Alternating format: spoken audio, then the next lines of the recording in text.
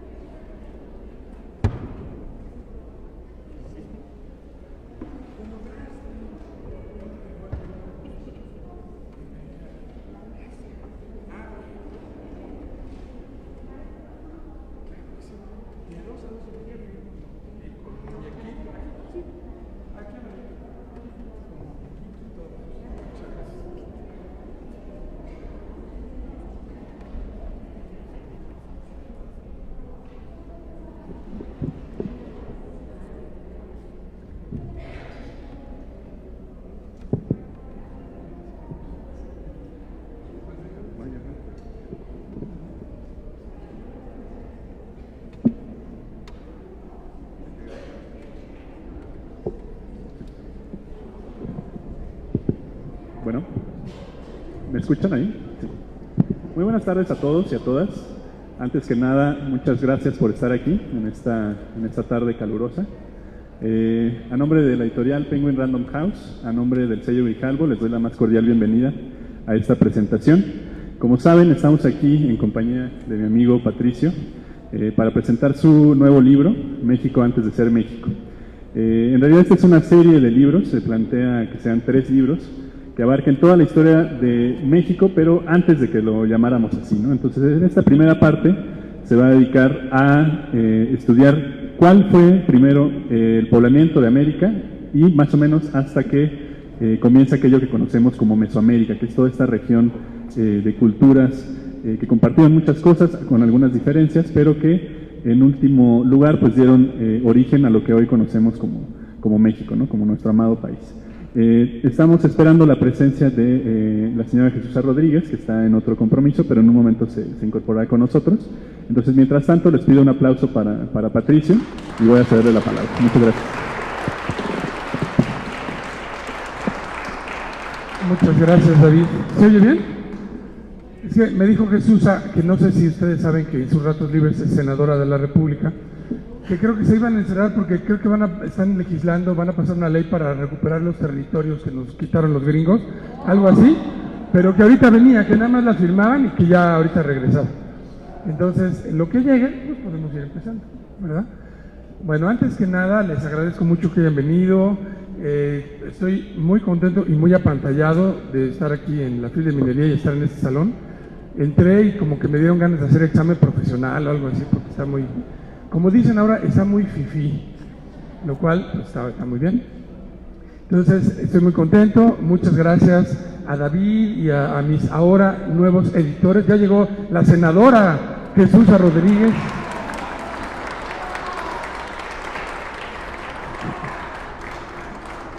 Jesús, les dije, tuve que decirles que me contaste que estaban ahorita aprobando la ley esa para recuperar nuestros territorios robados por los gringos.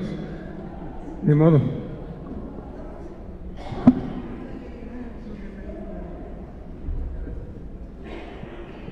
Bueno, yo le voy a pasar la palabra a Jesús y luego hablo yo. Sí, estábamos recuperando tejas, pero resulta que eran tejas esas para el tejado. Una frustración más. Pero lo vamos a recuperar, como decía el nigromante, cuando le preguntaron qué pensaba de la venta de la mesilla. Y él dijo, no le hacen 200 años, lo vamos a recuperar. Qué visión, ¿verdad? Pues sí, ya hay más mexicanos allá que gringos. ¿Se oye bien? ¿No se oye bien? Ahora sí. Bueno, de una vez comenzamos. Perdón que llegue tarde. He titulado esta presentación Un libro de historia con humor o de misterio y de terror. Patricio se caracteriza por ser un caricaturista de la miseria, un humorista de la tragedia, un cómico de la amargura. Pero ahora se ha propuesto convertirse en historiador, inaugurando un nuevo género que podríamos llamar el terror divertido. Fíjense bien, desde el título de este libro que hoy presentamos en su segunda edición, ya que ha tenido mucho éxito, ya el título nos augura algo terrible. México antes de ser México. Entonces, antes México no era México. Si hubo un antes en que México no era México, entonces, ¿hasta dónde llegaba México cuando no era México? ¿Y cómo puede tener una frontera un país que no era? Se nos seca la boca y comenzamos a temblar. Si México no era México, entonces ¿en qué país vivieron los ancestros mexicanos que por lógica elemental en ese antes no eran mexicanos? Y la angustia crece al preguntarnos, ¿qué tanto México es México ahora? ¿Cómo sabemos que México es hoy México y no otro país? ¿O qué país extranjero era México antes de ser México? El paroxismo de la angustia se apodera de nosotros antes de hojear el volumen. Sin embargo, y como los mexicanos, si es que así podemos llamarnos ahora, como los mexicanos somos masoquistas, nos vamos de lleno a las primeras páginas. El libro lo presenta el maestro Ríos y lo prologa el maestro López Austin. Esto nos tranquiliza momentáneamente. Ríos dice que es un libro de divulgación y de superación. Y la verdad sí, porque si llegamos a superar la zozobra que provoca el título y nos adentramos en el contenido, veremos, como dice López Austin, que la ciencia no produce verdades. Nos tiemblan las rodillas. Tal vez la única verdad es que todas las hipótesis son verdades posibles. Nos sumimos en una gran desolación, de la que solo nos reponemos por nuestra natural inclinación al sufrimiento. Y comenzamos ya de lleno la lectura. El libro se divide en 3 capítulos: la historia del poblamiento en proceso, la transformación de cazadores-recolectores a agricultores y las macrorregiones Aridamérica, Oasisamérica y Mesoamérica. Del primer capítulo, ya con los nervios de punta, sacamos la conclusión de que aunque existen infinidad de teorías acerca de dónde vinieron los primeros pobladores, y ha sido una fuente enorme de diversión para muchos investigadores tratar de averiguarlo, todavía no tenemos ni la más, en este caso literalmente, remota idea de cómo y cuándo se pobló América antes de ser América. Ni sabemos a ciencia cierta de dónde vinieron los primeros pobladores, ni siquiera si sabían que venían a otro continente. Pero como en toda obra de terror y suspenso, cada vez estamos más cerca de averiguarlo. No sabemos si son 15,000, 30,000 o 50,000 años atrás. Hay que estudiar coprolitos. Una señora fifí, antes de ser fifí, se horroriza y dice: ¿estudian la historia de la caca? ¡Puercos! Y corrige: pues qué puercos, pero qué interesante. Sudamos frío ante las pruebas genéticas que no resuelven aún el origen de nuestros abuelos, y cierra el capítulo con un diálogo estremecedor. Entonces, ¿qué, mi reina? ¿Transmitimos el linaje genético de los ancestros? ¡Ay, qué romántico! Comenzamos con sigilo, el segundo capítulo. Este llamado de la transformación, pero no de la cuarta, sino de la cuaternaria, la del paso de cazadores, recolectores, agricultores, la de la invención del maíz. Entendemos que si la historia no se nixtamaliza, o sea, se la vuelve más digerible, puede provocar graves enfermedades como la peligra, que consiste en que usted peligra de tragarse libros y libros de prehistoria y al final no saber realmente nada, porque el presupuesto de investigación no se ha invertido en ese periodo, debido a que no tiene vestigios espectaculares como grandes pirámides, o porque se necesita un nuevo equipo de luz y sonido para Chichén Itzá.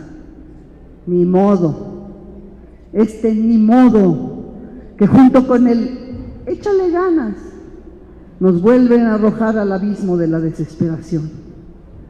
Otro de los momentos inquietantes de este capítulo es cuando Patricio, a propósito de la invención del maíz, se pregunta: ¿cómo descubrieron nuestros ancestros el proceso de nixtamalización? ¿Cómo supieron los antiguos pobladores de América lo que había que hacer para transformar al maíz en un alimento tan nutritivo? Y responde: quién sabe, pero le atinaron. La piel se enchina, especialmente al darnos cuenta que no sabemos ni siquiera cómo se descubrió la nixtamalización y eso que todos vivimos de comer tortillas.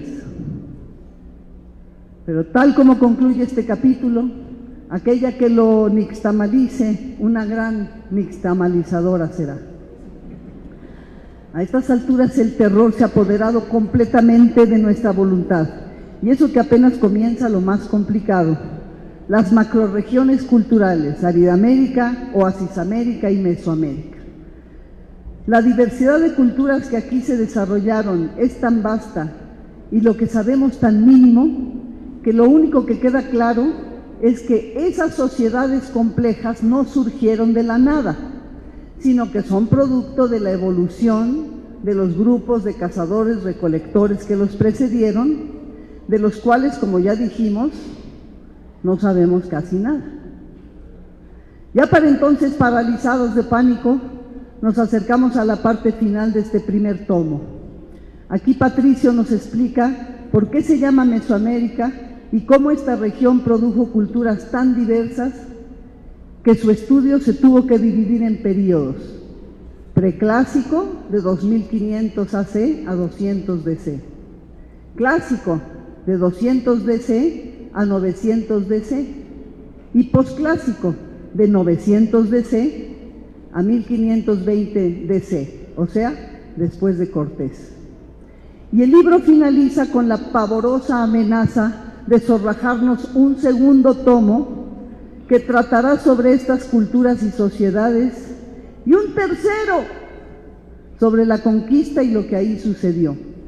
Y ni para qué adelantarnos a esa tragedia en este momento en que apenas nos estamos empezando a reponer del susto. Como bien dice el maestro Ríos en la presentación, escribir estos libros de divulgación es una chinga, pero ya que se empezó, tiene uno que seguirle hasta el arrepentimiento que nunca llega. Tengo la impresión de que Patricio no se va a arrepentir de escribir estos libros, porque él mismo tiene miedo de lo poco que sabe y quiere saber más de su propio origen, y quiere también que mucha gente sepa más. Queda demostrado que este es un libro de terror muy divertido, que sirve para que se nos quite el miedo de saber, porque no hay nada que dé más miedo que la ignorancia, sobre todo cuando lo que ignoramos resulta ser nuestra propia cultura. Muchas gracias.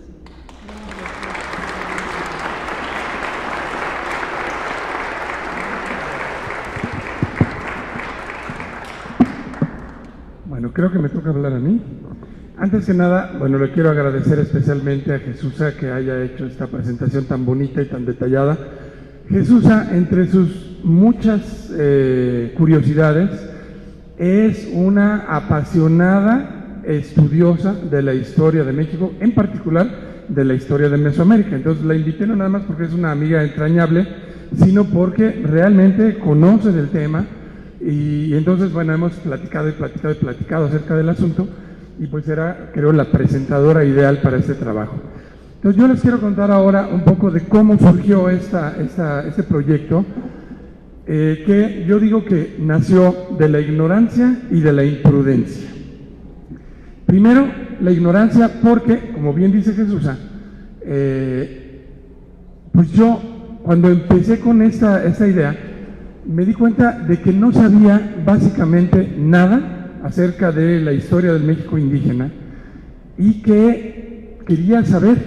Todo empezó, me topé por ahí con un libro sobre la conquista, lo empecé a leer, me pareció muy interesante. Dije, pues estaría chido saber algo más de los conquistados, ¿no? Entonces busqué un libro por ahí de un señor que a lo mejor conocen, que se llama Miguel León Portilla. Entonces empecé a leer su libro que se llamaba Los Antiguos Mexicanos y dije, esto está increíble. Y entonces, como todo lo que decía, yo no sabía nada, y decía, pero ¿cómo es posible? ¡Qué bárbaro! Empecé a preguntarle a todos los que me rodeaban, oye, ¿sabías tú esto? ¿Sabías aquello? Nadie sabía absolutamente nada. Yo dije, qué curioso, o sea, no soy yo el único que no tiene idea de esto. Y entonces empecé a buscar un poco más de bibliografía, empecé a leer un poco más del asunto y me di cuenta de que mi ignorancia era absoluta. Ahorita voy a hacer algunas confesiones que yo estoy seguro que muchos de ustedes van a estar igual que como estaba yo, entonces no me va a dar tanta vergüenza. Pero me di cuenta que mi ignorancia era realmente muy, muy grande y que no era yo el único que tenía ese desconocimiento o esa ignorancia. Miren, se los voy a confesar, yo no sé, Jesús, si a ti te pasó en algún momento esto, pero, o sea, yo sabía que aquí antes de que llegaran los españoles, pues había olmecas y toltecas y chichimecas y mexicas y de todos, ¿no? Pero yo pensaba, de veras, que todos estaban al mismo tiempo. O sea, yo pensaba que por aquí estaban los mexicas y los olmecas por allá y que pues todos eran contemporáneos, ¿no? Y bueno, pues, oh sorpresa, cuando empiezo a leer, una de las primeras cosas que llamó ligeramente mi atención fue darme cuenta de que entre los olmecas y los mexicas, pues nomás había 3,000 años de distancia, ¿verdad? Yo dije, ay, joder, o sea, 3,000 años de historia de Mesoamérica, de la cual yo no sabía nada. Bueno, entonces empecé a leer más, ya con un poco más de interés, y como les digo, empecé a preguntarle a todo mundo, incluso, es increíble, antropólogos, arqueólogos, amigos míos, les empecé a preguntar cosas, ni idea de las cosas que estaba yo leyendo. Entonces dije, bueno, aquí hay un pequeño problema, porque pues de historia de México que estudiamos todos en la escuela, son 200 años de historia, y los 3,000 años anteriores, pues nadie sabe nada, nadie lo estudia en ningún lado, no nos enseñan nada en la escuela. Dije, pues como que habría que hacer algo al respecto, ¿no? Entonces, yo llegué a las siguientes conclusiones. Dije, quiero hacer algo al respecto, me gustaría ayudar a difundir esta historia, a entenderla y difundirla. Dije, bueno, ¿cómo le hago? Y entonces volteé a ver en alguna de las reuniones que teníamos del Chamuco a un caricaturista que quizá ustedes conocen, que se llama Ríos, ¿no? Lo volteé a ver y dije, pues creo que Ríos ha hecho algo por el estilo durante 30 y tantos años, ¿no? Y pues yo quiero hacer lo que hacía Ríos, ¿no? Utilizar el humor y las caricaturas para difundir temas que son importantes o que me interesan. En particular, en ese momento dije que me interesa difundir. Dije, pues ya tengo todo, ya tengo el tema y tengo la manera de hacerlo. Fui con Ríos, le pedí su bendición para plagiarle su formato, que además me pareció algo importante, porque Ríos inventó el formato de libros, de monitos pedagógicos, o sea, los libros de Ríos, y después todo el mundo se lo fusiló sin pedirle jamás autorización. Yo dije, bueno, pues lo primero que tengo que hacer es irle a pedir autorización. Entonces le conté lo que quería hacer y me dijo que desde luego, me echó su bendición, me dio algunos consejos. Entonces ya, yo animado, dije, vamos a empezar, ¿no? Y ya que quería empezar, dije, ¿y ahora por dónde empiezo? O sea, esta cosa es infinita, no tenía yo ni idea de por dónde empezar. Entonces dije, necesito un asesor. No vino Alfredo López Austin, ¿verdad? Me dijo que iba a venir, pero ya no lo vi. Ok. Entonces voy a hablar bien de él a sus espaldas. No le cuenten nada. Entonces yo dije, necesito a alguien que me asesore en esto porque me rebasa por mucho lo que estoy aquí queriendo hacer. Entonces, sabía que existía López Austin, sabía quién era, desde luego, no lo conocía personalmente. Me pasaron su correo electrónico y le escribí. Le dije, maestro López Austin, soy amigo del Fisgón, soy amigo de etcétera. Quisiera ver si me pudiera usted asesorar con esto que estoy tratando de hacer. Y la respuesta fue, no te puedo asesorar, pero venme a ver. Dije, pues voy a ver. El caso es que, eso creo que no te lo he platicado. Pusimos fecha para que lo fuera a visitar, pero de entrada me había dicho que no. 2 días antes de ir a la Ciudad de México, nosotros vivimos en Jalapa, vivimos en el campo. Bueno, 2 días antes de ir a la Ciudad de México, nos encontramos un pequeño tlacuache haciéndose el muerto en el jardín y lo rescatamos y lo metimos a la casa y le empezamos a dar de comer y nos dimos cuenta que se estaba haciendo el muerto, que no estaba dañado por nuestros perros, y nos llamó mucho la atención. Y entonces me puse a estudiar, nos pusimos a averiguar de los tlacuaches y vimos que era un animal maravilloso, el único marsupial americano, o sea, que era un prodigio de animal del cual no sabía yo nada. Entonces, ahorita van a ver a qué viene a cuento. Lo soltamos ya en el campo y al día siguiente fui a la Ciudad de México a ver a López Austin. Fui a su seminario, platicamos un poquito, me invitó a ir ahí a su oficina y estábamos viendo el jardín de ahí del Instituto de Investigaciones Antropológicas, que es un jardín pues típico del lugar, con piedra volcánica, con cactáceas, y le dije, oye, ¿ya no hay fauna aquí? Y me dijo, no, pues había tlacuaches y conejos, pero ya no hay. Entonces le conté lo que había pasado con el tlacuache, ¿no? Y noté que me miró de una manera particular. Y fuimos ahí, platicamos, le conté con el proyecto y me dijo, sí, te voy a asesorar. ¡Ah, qué maravilla! Me dijo, y todo lo que quieras, aquí están mis teléfonos, mi correo electrónico y todo. Y dije, pues ha de haber estado muy interesante lo que le platiqué. Bueno, tiempo después me enteré que el tlacuache es el nahual de Alfredo López Austin. O sea, es su animal totémico, su nahual, ha escrito cosas sobre el nahual, tiene todo tipo de teorías acerca de los tlacuaches en Mesoamérica. Entonces, yo digo que él dijo, este muchacho, el tlacuache lo ha señalado como mi discípulo. El caso es que, bueno, tuve la increíble fortuna de que me aceptara como alumno y bueno, él me ayudó desde plantear el proyecto hasta todo, lo cual ha sido una maravilla y ha sido también algo muy difícil porque es un maestro hiper exigente.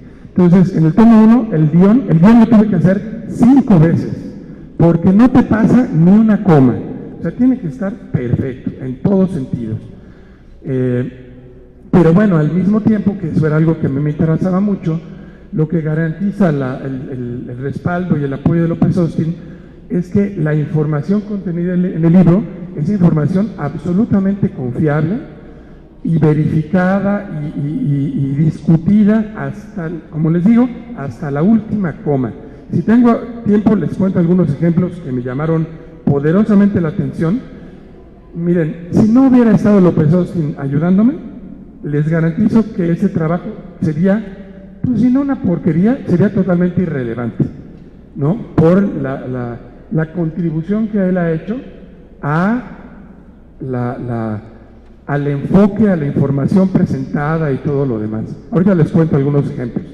Pero entonces, bueno, pues todo esto se conjuntó y les digo, la ignorancia me llevó a todo eso y después vino la parte de la imprudencia, ¿no? Que pues yo me sentí muy gallito y dije, pues esto está padre, ¿qué tan difícil puede hacer unos libros con monitos y con caricaturas y con información? Bueno, increíblemente difícil. Ahí me di cuenta también ya lo sabía, pero ahí me quedó mucho más claro, de la genialidad de Ríos, ¿no? Porque pues los libros de Ríos se ven muy fáciles y muy sencillos, textito, monito, chistecito, ¿no?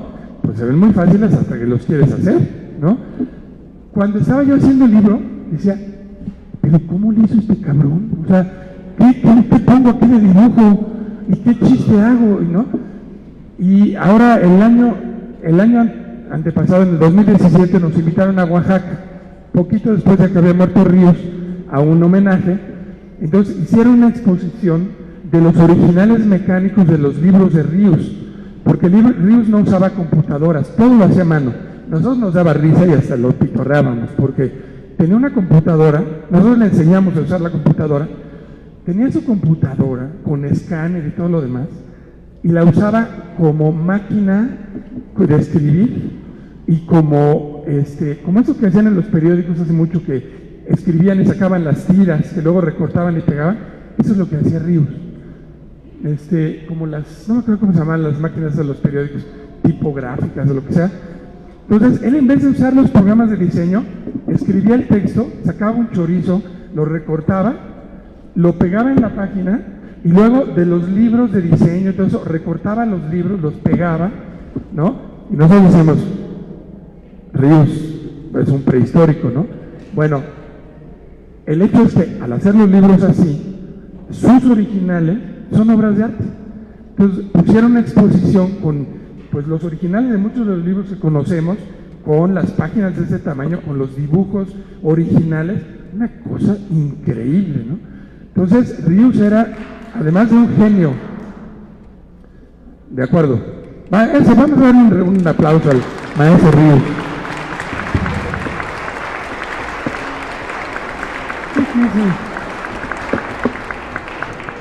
Entonces, o sea, realmente lo que hacía Ríos, que se veía muy fácil, era increíblemente difícil. Yo digo que Ríos era el Picasso de los caricaturistas. No nada más en el dibujo, sino, o sea, hacía simple, hacía sencillo, algo que era increíblemente complicado hasta en la forma. Entonces, la imprudencia vino en la hora de pues, que me metí a hacer estas cosas y que me di cuenta que realmente todo el proceso era muy difícil, ¿no? Ahora, como bien dice Ríos, apasionante, maravilloso, un pretexto increíble y perfecto para aprender. Y bueno, esa fue la génesis, ¿no? Pero pues yo, como decía Jesús, como lo leí ahorita, yo muy gallito dije, pues me aviento 3 libros, ¿no? El primero, El origen; el segundo, La historia de Mesoamérica; tercero, La conquista. Hombre, cuando empecé a leer, dije, es que necesito un libro por cultura, por periodo, ¿no? En el primer tomo, que ya lo verán, viene todo el principio, es el poblamiento de América. Cuando le platiqué a Ríos el proyecto, le dije, el primer tomo va a ser el poblamiento. Me dijo, pero si está muy fácil, yo ya en mi libro de los popolocas ya lo traté. Entonces me dijo, toma el libro, ¿no?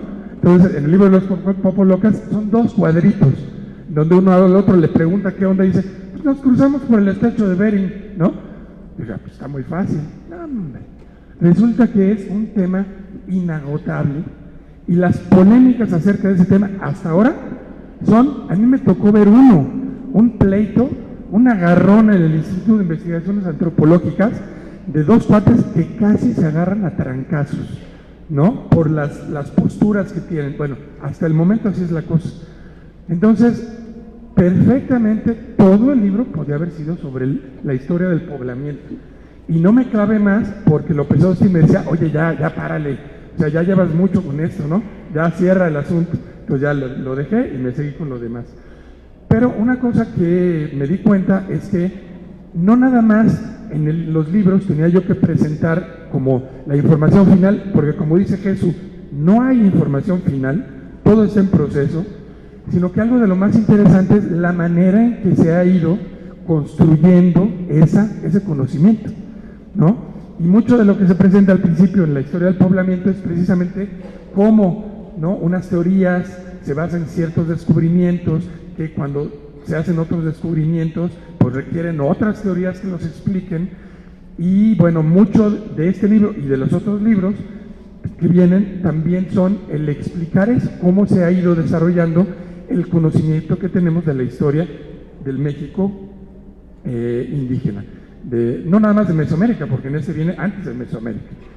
Entonces, hasta el momento, lo que creo es que van a ser entre 5 y 6 libros, ¿no? Ahorita estoy terminando el tomo 2. La idea es que si no muero en el intento, por ahí de mayo o junio, lo voy a entregar ya a la editorial para que esté a fin de año publicado el tomo 2. El tomo 2 es una verdadera maravilla de los temas que abarca, porque es del principio de Mesoamérica, o sea, olmecas, hasta el fin del periodo preclásico, es el principio de Teotihuacán.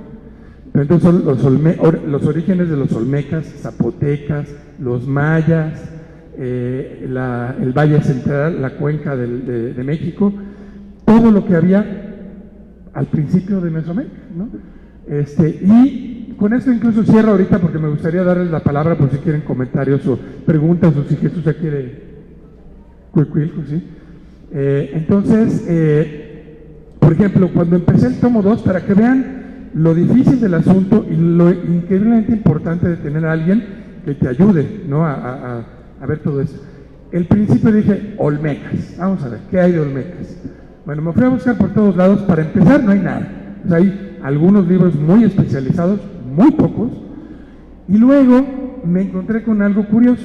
Me fui al Fondo de Cultura Económica, que ahora dirige nuestro amigo Paco Taibo, el cual, por cierto, al ratito voy a decir algo acerca del fondo, porque en la editorial El Chamuco tenemos como meta competir con el fondo y ganarle los precios de los libros. Ahorita van a ver. Pero bueno, el asunto es que me fui al Fondo de Cultura Económica y tomé 2 libros sobre los olmecas. El primero que leí, de Jacques Sustel, que era un gran historiador no sé si era su profesión, pero era historiador, arqueólogo y demás, francés, ¿no? Pero sus libros, digamos que los hizo pues en los años 50, 60, por ahí quizás, principios de los 70, tiene un libro maravilloso que se llama Los Olmecas, ¿no? Leí el libro, babeaba cuando terminé de leer el libro y mi conclusión fue, los olmecas eran unos chingones que inventaron todo, ¿no? Y dije, qué maravilla, ya sé lo que tengo que hacer. Agarré el siguiente libro y pues básicamente decía que todo lo que decía Jacques Sustel estaba totalmente pasado ya, obsoleto. Nada de eso era lo que se creía ahora. Y pues, ¿qué es esto, no? Pues bueno, ya empecé a leer todo lo nuevo, ¿no? Todo lo que se basa en descubrimientos nuevos, teorías nuevas, interpretaciones nuevas de lo que han descubierto. Y resulta que pues la visión que tenía Sustel y León Portilla, toda una generación de que los olmecas eran la cultura madre de Mesoamérica y todo eso, llevaba 25 años de superada, ¿no? Y bueno, sigue habiendo cierta polémica, pero básicamente es toda una visión vieja, basada en muchas cosas, no, para nada es que estuviera mal, corresponde a una época, ¿no? Pero entonces yo dije, bueno, pues qué maravilla en el libro, lo que se puede hacer es presentar todo esto, ¿no? ¿Por qué se pensaba una cosa? ¿Qué se piensa ahora? Pero lo que sí vi es que toda esa información a la cual yo tuve acceso gracias pues, a López Austin y a su ayuda y a la información que me proporcionó, de otra manera yo no lo hubiera encontrado en ninguna parte, ¿no? Entonces, con eso concluyo, la idea de estos libros es que están hechos a la manera de Ríos, con humor, con monitos, con dibujos, con caricaturas, pero con información muy precisa, muy actualizada, muy rigurosamente revisada, con la idea de que sean libros, que sean materiales que de verdad pues aporten información relevante, confiable y útil, ¿no? Para todos. No son específicamente diseñados para niños, pero también está cuidado que el lenguaje sea accesible a todo mundo, ¿no? Entonces, bueno, yo lo dejo aquí, no sé si Jesús quisiera decir algo más, o si ustedes quieren preguntar algo y abrimos un diálogo aquí interesante, o si David quiere decir también algo más, es de ustedes. Yo quiero decir que no se pierdan una exposición en el Museo de Antropología, que yo creo que es una de las exposiciones más extraordinarias que ha hecho el museo, algo verdaderamente fuera de serie.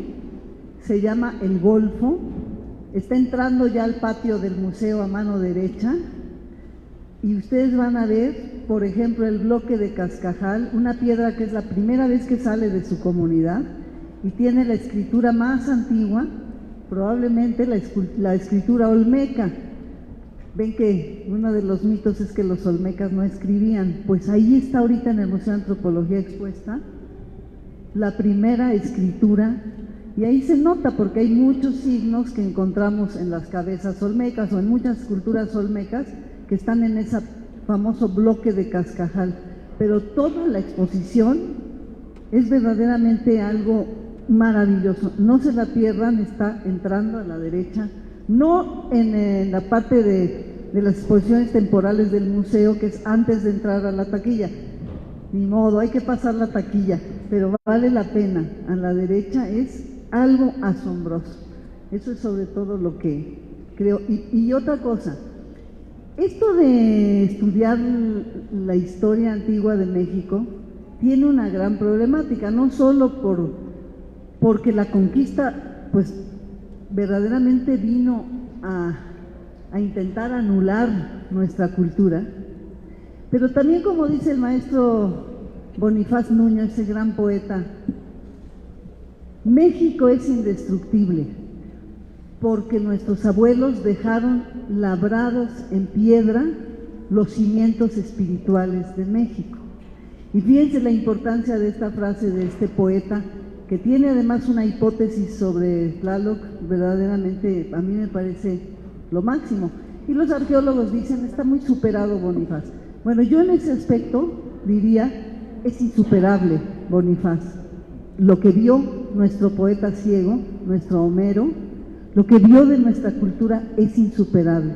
No se pierdan la hipótesis iconográfica y textual de Bonifaz Nuño, que los arqueólogos no le hacen caso, lo tienen ahí superado, porque fíjense lo que él dice: los cimientos espirituales fueron labrados en piedra por nuestros abuelos.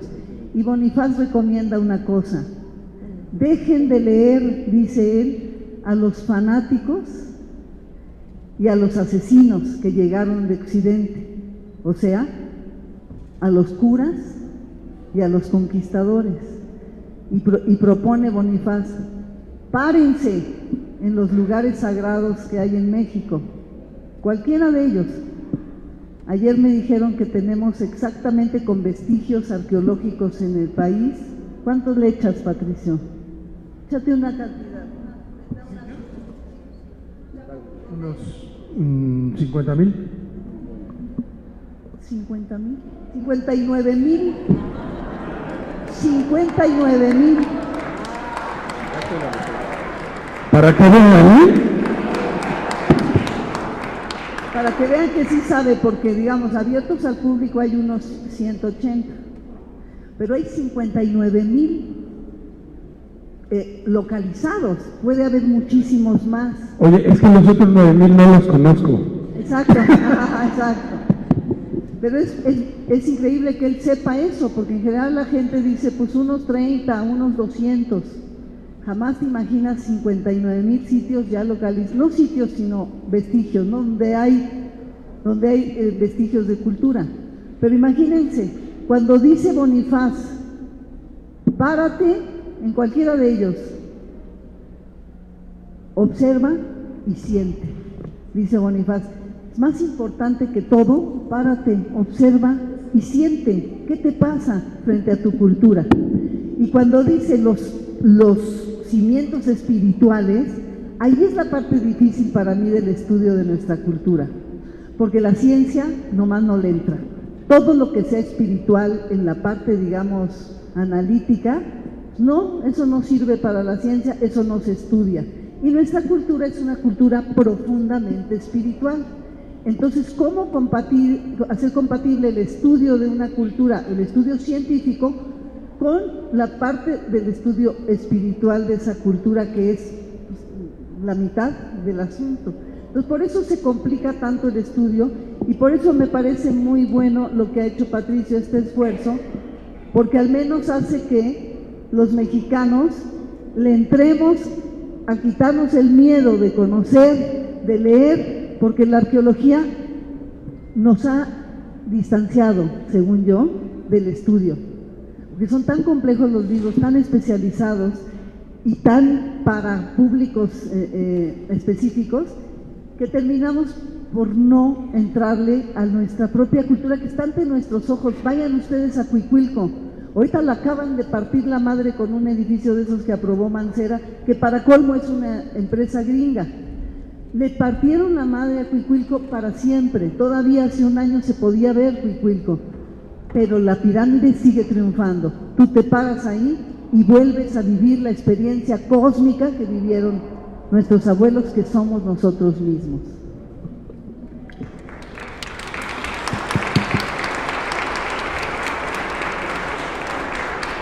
Oigan, yo tengo muchas cosas que decir, podríamos estar aquí hasta pasado mañana, pero tenemos 15 minutos. Si hay preguntas o comentarios será maravilloso, y si no, les digo algo más, pero me gustaría mucho que abrirlo para si alguien quiere comentar o preguntar. Adelante, quien quiera. Bueno, quiero hacer un comentario, más bien es un comercial. Soy Ariel Rosales, editor. Ariel Rosales, nuestro editor at large. Y lo que quiero es hacer un comercial, porque Patricio mencionó a López Austin con relación a Tlacuache. Entonces, ahorita en el stand de la universidad ustedes pueden encontrar uno de los grandes libros, yo no digo solo de López Austin, sino de los que se han escrito en México por un especialista, pero además es un libro apasionante, se llama Los mitos del Tlacuache, y lo encuentran en una nueva edición en el stand de la universidad. Era el comercial que quería Gracias, hacer. Ariel. Y gracias a ustedes, están muy bien y el libro es apasionante. Bueno, y da la casualidad que yo también lo edité.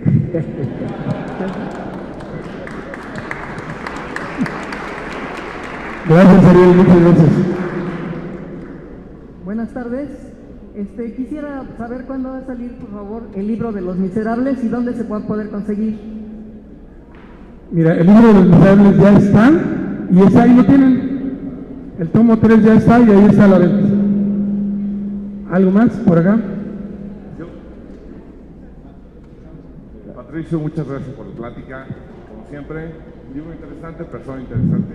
Gracias por interrumpir mi cruda, la mejor interrupción. Comentario rápido y pregunta. ¿Te puedes pegar un poquito más el micrófono? Porque no. Comentario rápido. Rescatando lo que dijo Jesús y rescatando a Ríos. Ríos dio vertientes para la crítica, para la caricatura y para mucho más. Pero parece que tú te inclinas más como del lado místico, por decirlo así, que Helguera y que Hernández, porque vas a las raíces y eres fan de Tolstoy, como yo. Pero bueno, eres muy tajante, pero también muy abierto. ¿Qué Ríos te aportó ese elemento? Mira, lo que pasa es que yo no hago en sí caricatura política. No, o sea, hago cosas diarias, cartones que tienen que ver con política, pero si se fijan, no dirijo políticos, no me interesa como tal. Sí llegué a la conclusión hace varios años, y Ríos tuvo mucho que ver con eso, porque platicábamos con mucha frecuencia, de que yo creo que el verdadero cambio, no nada más en México, sino en el mundo, tiene que ver con la educación. Y básicamente el trabajo de Ríos era un trabajo de educador, ¿no? Entonces yo hace algunos años ya dije, bueno, pues no quiero nada más estar haciendo chistecitos y demás, que además se olvidan mañana, ¿no? Sino dije, quiero hacer algo que realmente tenga aporte, ¿no? En particular en cuestiones educativas, ¿no? En diferentes áreas. Ahorita yo empecé por la historia, pero incluso ya ahorita estamos trabajando en algunos libros que tienen que ver con medio ambiente, calentamiento global, alimentación, etcétera, porque son los temas que me interesan. Y curiosamente sí, desde el principio tuve mucha cercanía con Ríos, con temas con los que no teníamos con los demás, ¿no? Por ejemplo, y se los digo abiertamente, aquí Sarrapé no me dejará mentir, hasta este número del Chamuco vamos a tener una sección de medio ambiente, porque literalmente a nadie le interesaba, ¿no? Se burlaban de mí, me decían, oye, vamos a tocar una cosa de calentamiento global, si quieres haz la portada porque nadie la quiere hacer, ¿no? Entonces, en ese sentido, con Ríos sí tenía yo mucha afinidad en los temas que eran educación, medio ambiente, alimentación y muchas otras cosas, ¿no? Pero no fue tanto que Ríos me hiciera interesarme en eso, sino que, bueno, un poco sí, porque a Ríos yo lo leía desde los 6 años de edad, pero también coincidimos ya como amigos y demás en los temas que eran de interés común, ¿no? Te digo, me puedo seguir aquí media hora más. Muchas gracias por la pregunta, pero si alguien quiere preguntar o comentar algo más. Ríos te comentó, te enseñó, te dijo cuál más o menos era su proceso, porque a mí me da la impresión de que él primero sintetizaba, o sea, tenía un montón de información, hacía una síntesis extraordinaria, y luego ya hacía la composición, ya hacía lo que nos iba a presentar, ¿no? Yo lo que veo ahí es los dibujos, los comentarios, el texto. En los libros de Ríos pues es una síntesis impresionante, ¿no? No sé si nos puedes platicar algo de eso. Pues mira, no tanto que me platicara, sino que nosotros lo vimos. O sea, trabajamos con Ríos 25 años, haciendo revistas. Entonces, o sea, él estaba ahí haciendo sus libros o las revistas con nosotros juntos. Entonces vimos todo el proceso, ¿no? de cómo trabajaba. Y te digo, Ríos era una persona increíblemente creativa. Si vieron su exposición del estanquillo, o sea, era alguien que todo el tiempo estaba dibujando, pintando, haciendo sus libros. Creo que Ríos es la única persona que ha publicado libros después de morir, ¿no? Porque se murió haciendo un libro, terminó el libro y después de morir publicó otro libro que estaban haciendo sobre un caricaturista oaxaqueño. O sea, se murió trabajando, todo el tiempo estaba creando. Y sin embargo no era alguien así como que ahora hacemos esto, terminamos. Él no era como lo que estoy haciendo yo, hago el guión, termino, reviso, dibujo, diseño, sino era, escribía, cortaba, pegaba, dibujaba en el original, le pegaba otra cosa encima, ¿no? Pero era un proceso creativo muy espontáneo, pero, o sea, nada, no me refiero para nada a mal hecho ni apresurado, sino algo verdaderamente genial, ¿no? Pero incluso, por ejemplo, te cuento cosas. Teníamos reunión del chamuco y se venía dibujando en el camión y de repente llegaba con una bolsa de papel de estraza en donde había hecho unos dibujos y de ahí sacaba el dibujo para la sección que estábamos haciendo y la bolsa de papel de estraza nos la peleábamos todos, ¿no? O sea, era una cosa increíble y de repente teníamos que hacer, una vez me tocó hacer una cosa maravillosa, que además tengo la historieta, entonces está padrísimo. Hicimos historietas conjuntas y a mí me tocó hacer una con Ríos. Entonces mi proceso de hacer historieta era mi papel, dibujar a lápiz, después entintar, y él en las hojas que iban directas del diseño de la imprenta, con las líneas azules, sacaba su plumilla con tinta, sin trazar a lápiz. Entonces, su parte de la historieta la hizo el día que tuvimos la reunión. Y los 15 días siguientes yo me dediqué a hacer la parte que me correspondía, ¿no? Entonces era algo impresionante. A nadie he visto hacer algo parecido. Soy Teresa Marín y estoy realmente muy emocionada de estar aquí frente a la presencia inconmensurable para mí de Jesús. Y el concebir que está usted en el Senado, bueno, casi me desmayo. Y muchas gracias.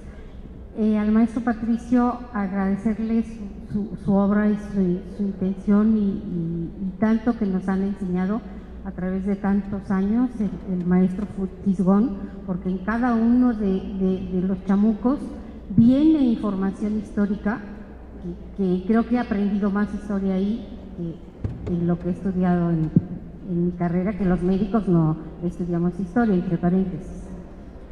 Y mi propuesta es, ahora que Jesús estás en el Senado, sé que ustedes no hacen propuestas, no hay iniciativa de parte del Senado, hasta donde tengo enterado, que si podría lanzarse una iniciativa en donde los libros de Ríos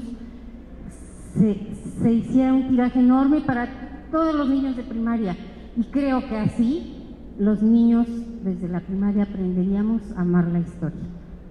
Y muchas gracias.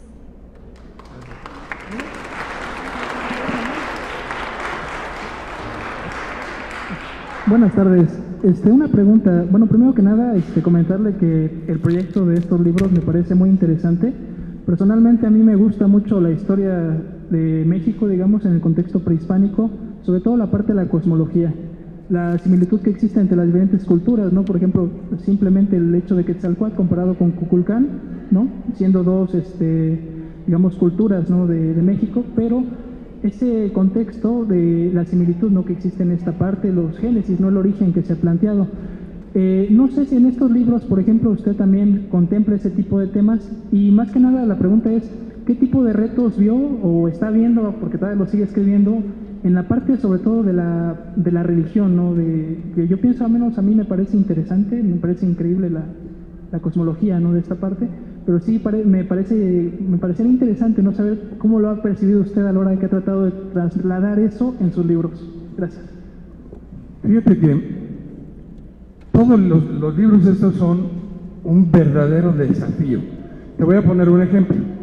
En el tomo 2, yo dije, pues preclásico, pues está fácil, voy a empezar con los olmecas, ¿no? Esa fue mi idea. Entonces empecé a leer y me di cuenta que en el preclásico se había inventado todo, ¿no? Se inventó el calendario, la numeración, la escritura, y dije, pues tengo que hablar acerca de la escritura, el calendario y la numeración. Dije, pues vamos a estudiar un poquito al respecto. No, pues eso, o sea, eso es en sí mismo, es tema para varios libros, no para uno. Y como yo no soy historiador, pues tuve que empezar de cero a estudiar los temas, ¿no? Bueno, muy apasionante, muy bonito, pero entonces el gran desafío era primero entenderlo, ¿no? Medio entenderlo, que está dificilísimo, y luego explicarlo. Entonces, bueno, cada capítulo ha sido un reto, ¿no? Entender y explicar. Pero hay cosas muy bonitas, y si bien no es un libro, no son libros en donde se aborde la cuestión de la religión o de la espiritualidad per se, está presente a lo largo, evidentemente, de todos los libros. Hay un ejemplo que yo quería contar hoy particularmente, que me pareció muy, muy bonito y muy ilustrativo, sobre los zapotecas, ¿no? De cómo, o sea, cómo la visión mesoamericana de las diferentes culturas, porque además eran diferentes, no era igual en todos lados, ¿no? De las ideas que tenían son tan distintas de la que tenemos nosotros como occidentales, ¿no? Resulta que los zapotecas vivían en un lugar increíblemente fértil, en los valles de Oaxaca, donde había ríos, y podían haber producido muchísimo más de lo que ellos producían, de producción agrícola, ¿no? Pero resulta que entre sus creencias espirituales es que las personas tenían, no sé si tú sabías eso, que tenían una cantidad determinada de buena suerte, de buena fortuna. Y entonces, si tú te la quemabas muy rápido, te quedabas sin nada. Entonces ellos, aunque podían tener cosechas más abundantes, sembraban nada más lo que necesitaban, porque no se querían quemar el resto y lo querían dejar para después, ¿no? Entonces, y bueno, en el libro viene eso, pero además viene muchos otros aspectos de sus pensamientos, ¿no? De cómo eran, de cómo existía el ser humano, la naturaleza, la relación con los animales, cómo cazaban a los animales, por ejemplo, ¿no? Respetando su vida, o sea, los cazaban, pero respetando su vida. En fin, todo eso está integrado ahí. Lo que yo pensaba era, nosotros, México, y quizás con eso concluyo todo lo que quería decir hoy, uno de los grandes problemas que tenemos como mexicanos es que tenemos la idea de que somos un país multicultural y decimos que nosotros somos tanto europeos como indígenas, que tenemos la raíz indígena. Pero en nuestra vida cotidiana y en nuestra cosmovisión, las culturas indígenas y las cosmovisiones indígenas están completamente ausentes. No solo, o sea, no las conocemos en absoluto, para empezar, y no reivindicamos, ni pensamos, ni creemos nada de lo que ellos creen, y no vivimos como ellos creían. Regreso al ejemplo de los zapotecos, ¿no? ¿Qué diferente sería el planeta si creyéramos y viviéramos nosotros con la idea de dosificar nuestra buena fortuna y de producir y consumir solamente lo que necesitamos? A lo mejor desde el materialismo científico, lo que sea, decimos, eso es una superstición, ¿no? Bueno, esa superstición podría haber salvado a nuestro planeta, ¿no? Entonces, todo eso sí está presente en el libro, ¿no? Y además yo quisiera decir una última cosa, que tal vez la tarea más importante para iniciar esta nueva o cuarta transformación en México, lo primero que tenemos que hacer es descolonizarnos. antes que nada. Si no nos descolonizamos, si no nos quitamos de encima el yugo de la colonización, no nos vamos a poder transformar. A mí solo me queda...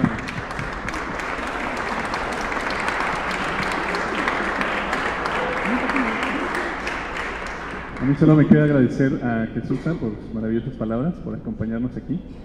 Sobre todo felicitar a Patricio por la publicación de este libro y anunciarle solamente, tenemos tiempo para 2 preguntas más y luego pasaremos a la firma de libros. Teníamos acá una anterior. Sí, gracias. ¿Sí? Perdón. Y luego pasaremos a la firma de libros en esta misma mesa. Les voy a pedir que nos ordenemos en una fila nada más. Y nada, muchas gracias. Sí, hola. Bueno, la pregunta va para Patricio y para Jesús. No sé si en el libro se está incluyendo la isla de Mezcaltitlán, allá en Nayarit, y si la conoces, me gustaría saber tu opinión.